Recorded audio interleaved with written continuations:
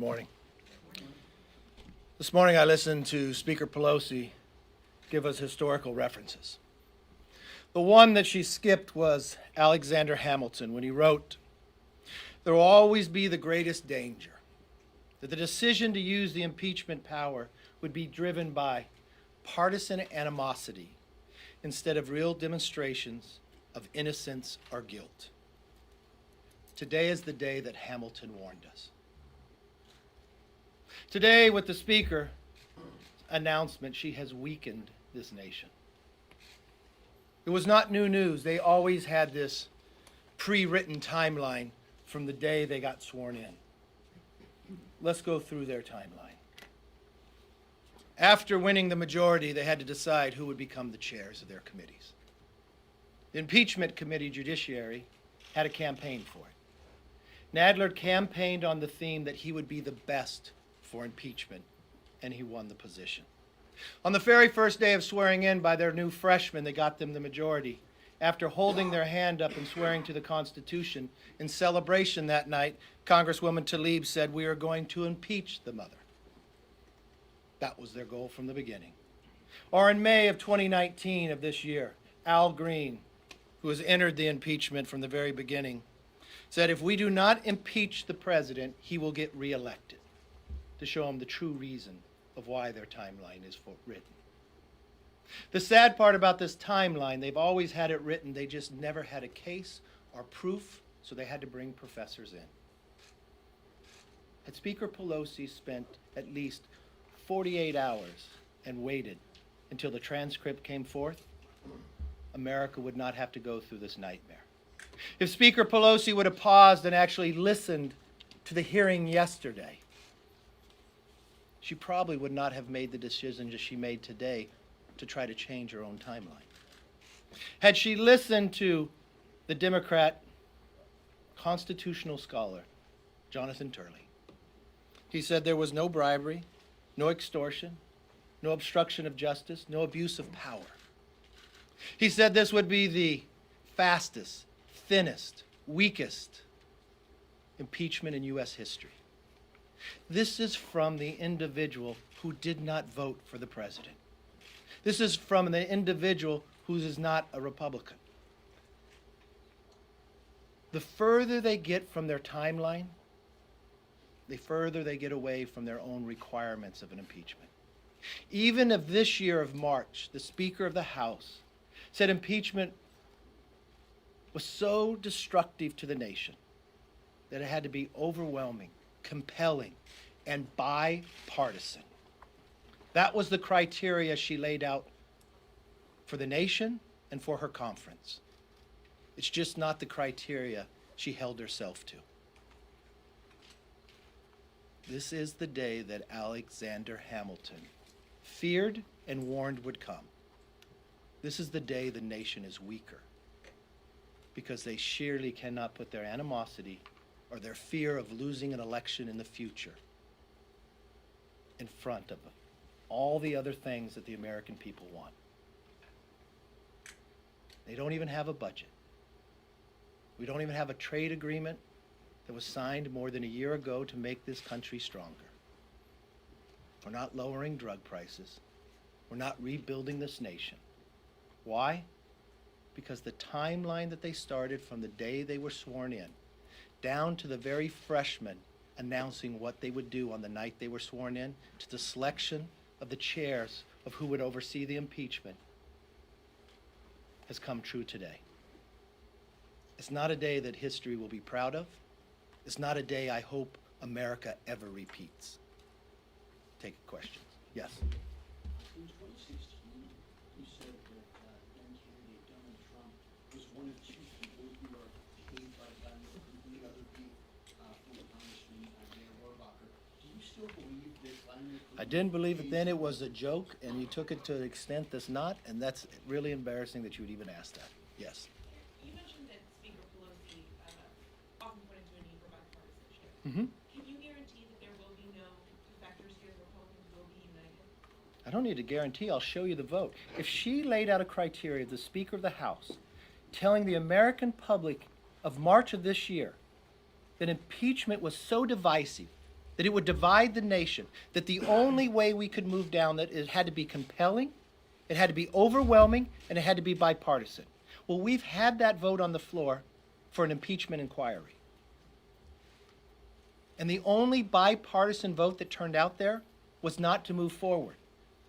So the standard that she gave to the nation, that she gave to her own conference, she will not hold her own self to. Why? Because she wrote this timeline before she was even sworn in for president. She picked the committee chairs based upon what she wanted to accomplish in the timeline. The freshmen that gave them the majority said it on the night they were sworn in. The individuals that first moved the impeachment said the reason why they were afraid of losing. The committee that it went to yesterday, 2/3 of them, if this is the jury, had already voted for impeachment before they heard. If they had listened, and who'd they select? 3 Democrats to a witness that Republicans could invite. We invited a Democrat. We didn't invite a Republican. We invited a constitutional scholar, someone who didn't even vote for the president. Why? Because this is too important. We would stick to our own standards of constitutionality. And what did that individual say? It's the weakest, it's the thinnest, and it's the fastest impeachment in history. And he said there was no bribery. But you know what's more importantly what Turley said? He said if there is abuse of power that you want to impeach this president over, that's not the case. It's actually the abuse of Congress if you move forward based upon what they want to do. Why would they not listen to that? Why would she not hold herself to the standard she said to move forward? But that vote was before we had heard any witnesses, that was before this investigation. Now, are you confident that not a single Republican will back? I am more confident that the bipartisan vote on impeachment that comes to the floor will be no. Yes, sir. All of the witnesses yesterday, including Mr. Turley, though, expressed concern about the obstruction part of this, that the president's just blanket refusal to comply with any subpoenas. Why shouldn't the president of the United States have to comply with lawful subpoenas from Congress? And do you worry that this president sets an example for a Democratic president in the future who might just say, I'm not doing it? I watched President Obama do this. If you watched the hearing yesterday, Turley was asked the question from John Radcliffe. And he stated and agreed, no bribery, no extortion, no obstruction of justice, no abuse of power. That was the answer. I do not understand what they have going forward. They have a timeline, but they have no proof, so they brought professors in. They selected professors that were donors to the Democratic Party. We selected a Democrat who did not vote for the president. We selected an individual who's probably the one that is respected the most when it comes to a scholar on constitutionality. Because we take this so important, and we believe exactly what the speaker said back in March, that this is so divisive, you need something overwhelming. You need something compelling, and it doesn't meet the criteria. Why shouldn't the president have to comply with the subpoena? Why shouldn't the investigation be I think if you watched the president's or read the president's letter from his attorney from the White House, if he had a process the same as Bill Clinton. So your first question should be, why didn't the speaker, if she wanted to go through impeachment and she's not going to stick to her own criteria, wouldn't she create a fair process? Why wouldn't she create the same process that Bill Clinton or Richard Nixon had? Because it didn't fit their timeline. Why did we extend one more week in December in a continuing resolution? Because that met the timeline of what they written, what they wanted to do impeachment. And in that letter, the president said he would comply if he had a fair process. feelings about Yes, the ma'am. process don't Yes. matter? Have you spoken to the president the last couple of days? Do you expect to speak to him today? And how do you look at the decision of whether the president should participate going forward? I spoke to the president twice yesterday. I spoke to the president quite often. I tell you what, the president and I talk about, the things that America should be doing. USMCA. We talked about trying to get USMCA done. We talk about a number of different issues moving forward. He called me first in the morning when he was over at the NATO meetings. Here was the president overseas making America stronger. What were the Democrats doing? Dividing us further. It's interesting of what they do and when they do it. When she first announced to move forward, the president was at the UN when the rest of the world was there. When they had their hearing, the president was with other foreign leaders as well. I've always thought, regardless of party, you'd put this country first. We've watched from the timeline and from the swearing in that the party means more to them than the country. Yes. I have a question on the USMCA. We're Mhm. hearing from sources that the Trump administration is giving Pelosi weaker patent protections, more things that the unions want on labor rights. Are you worried that Trump might cut a deal that leaves out Republican priorities and makes it hard for you to vote for that? No, I'm more worried about America missing an opportunity. That America missing an opportunity to be stronger. Every economist will tell you it'll only make our country stronger. I'm worried that America, with their number one and number two traders when it comes to Mexico and Canada, in a negotiation with China and what the future holds, that China's our number three trader. That if we're in a negotiation with China, we all know what the future holds. If we're going to be competing, we need to be stronger. We would get a better agreement with China if we had the USMCA done. We would be in a stronger position. But the Speaker is more concerned about tearing the President down instead of building the country up. Mr. Leader, Yes.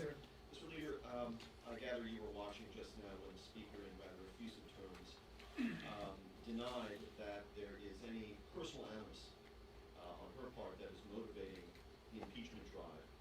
Representative Collins has suggested as much in the hearing yesterday when he intimated that the Democrats are simply impeaching President Trump because they don't like the guy. You probably also heard her invoke her Catholicism. Do you take the Speaker at her word? Do you believe her? Do you believe she's telling the truth when she says she does not hate the President and that's not what this is about?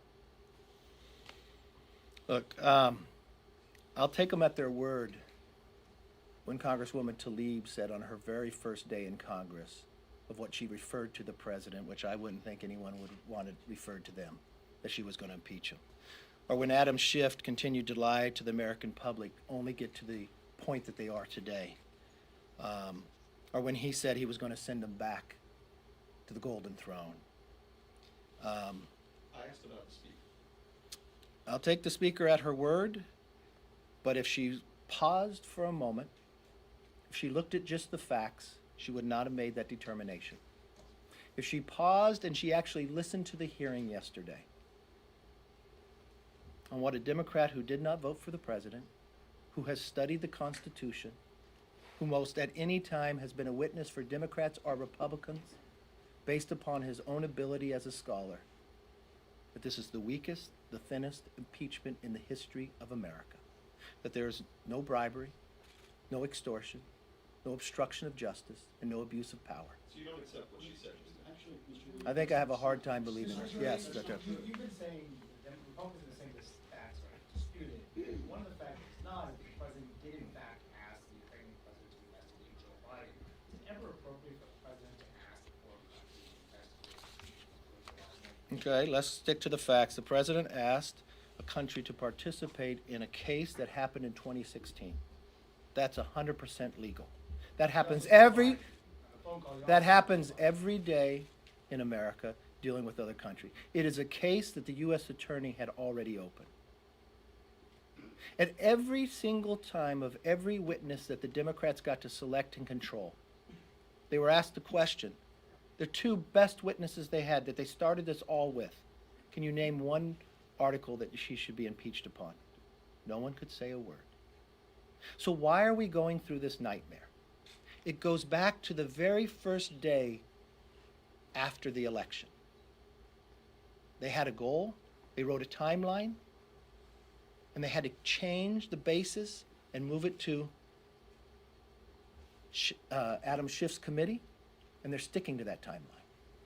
So the answer to your question, they've always wanted to impeach the president. You watch them at their words, watch them at their actions, watch them what they have done. The most important part here is Alexander Hamilton, founding father, was concerned and warned us that this day could come. History will look back today and it'll be a sad day. We hope that at any time, whoever has this power in this country, that they never repeat what Alexander warned us would come, and that this day will never happen again in America. Thank you very much. Yes, for a Biden investigation, sir?